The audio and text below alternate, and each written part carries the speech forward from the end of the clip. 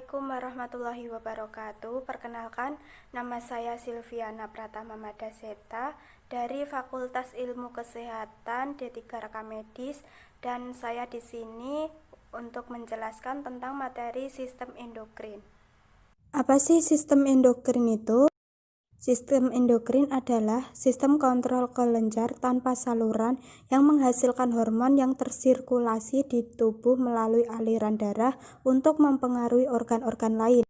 Kelenjar endokrin dalam tubuh terdiri dari kelenjar hipofisis, kelenjar adrenal, kelenjar tiroid, kelenjar paratiroid, kelenjar pineal, dan pulau Langerhans pada pankreas. Ada beberapa faktor resiko yang membuat seseorang mengalami gangguan endokrin, yaitu 1. Meningkatnya kadar kolesterol, 2. Riwayat keluarga dengan gangguan endokrin, yang ketiga, inaktivitas, yang keempat, riwayat penyakit terhadap gangguan autoimun, yang kelima, pola makan tidak baik, yang keenam, kehamilan, yang ketujuh, operasi, trauma, infeksi, atau cedera serius yang baru saja terjadi. Gangguan endokrin biasanya dikelompokkan menjadi dua, yaitu 1. Kelenjar terlalu menghasilkan banyak atau sedikit hormon endokrin yang disebut ketidakseimbangan hormon. 2. Pembentukan luka atau tumor pada sistem endokrin yang dapat atau tidak mempengaruhi kadar hormon. Gejala gangguan sistem endokrin. Yang pertama, diabetes. Gangguan endokrin yang paling umum adalah diabetes mellitus yang terjadi ketika pankreas tidak menghasilkan insulin yang cukup atau tubuh tidak dapat menggunakan insulin yang tersedia dengan optimal. Gejala diabetes dapat meliputi: yang pertama, haus atau lapar yang berlebihan, kedua, kelelahan, 3. Sering buang air kecil, 4. Mual dan muntah, 5. Kenaikan atau penurunan berat badan yang tidak disertai alasan, yang keenam, perubahan pada penglihatan. Gejala gangguan sistem endokrin yang kedua yaitu akromegali. Akromegali adalah gangguan ketika kelenjar pituitari menghasilkan hormon pertumbuhan yang berlebihan. Ini menyebabkan pertumbuhan yang lebih, terutama pada tangan dan kaki. Gejala akromegali biasanya meliputi: pertama, ukuran hidung, bibir, lidah yang terlalu besar. Yang kedua, tangan atau kaki yang terlalu besar atau bengkak. Yang ketiga, perubahan struktur tulang muka. Gejala gangguan sistem endokrin yang ketiga yaitu penyakit Addiston. Penyakit Addiston ditandai dengan penurunan produksi kortisol dan aldosteron akibat kerusakan kelenjar adrenal. Yang keempat, sindrom Cushing. Sindrom Cushing disebabkan oleh kelebihan kortisol yang dihasilkan oleh kelenjar adrenal. Yang kelima, penyakit Graves. Penyakit Graves merupakan salah satu jenis hipertiroidisme yang mengakibatkan produksi hormon tiroid. Yang keenam, Hashimoto-tiroiditis.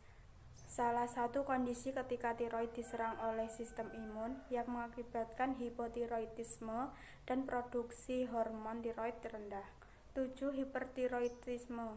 Hipertiroidisme adalah kondisi yang ditandai dengan kelenjar tiroid yang overaktif. Yang kedelapan, hipotiroidisme. Hipotiroidisme merupakan kondisi ketika tiroid underaktif dan menghasilkan sedikit hormon tiroid. Yang kesembilan, prolaktinoma. Prolaktinoma adalah muncul akibat kelenjar pituitari yang disfungsional menghasilkan hormon prolaktin berlebih yang berguna dalam produksi ASI. Jenis kelenjar endokrin. 1. Kelenjar pituitari. Kelenjar pituitari ini dikenal sebagai master of glands karena pituitari dapat mengontrol kelenjar endokrin lainnya. Sekresi hormon dari kelenjar pituitari ini dipengaruhi oleh faktor emosi dan perubahan iklim. Pituitari dibagi menjadi dua bagian, yaitu anterior dan posterior. Hipofisis anterior. 1. Hormon somatotropin untuk pembelahan sel pertumbuhan. 2. Hormon tirotropin untuk sintesis hormon tiroksin dan pengambilan unsur yodium. Yang ketiga, hormon adrenokortikotropin yaitu merangsang kelenjar korteks membentuk hormon. Hormon posterior. 1. Hormon oksitosin, merangsang kontraksi melahirkan. 2. Hormon vasopresin, merangsang reabsorpsi air ginjal. 2. Kelenjar tiroid. Kelenjar tiroid adalah salah satu kelenjar endokrin terbesar pada tubuh manusia. Kelenjar ini dapat ditemui di leher. Kelenjar ini berfungsi untuk mengatur kecepatan tubuh membakar energi, membuat protein, dan mengatur kesensitifan terhadap hormon lainnya.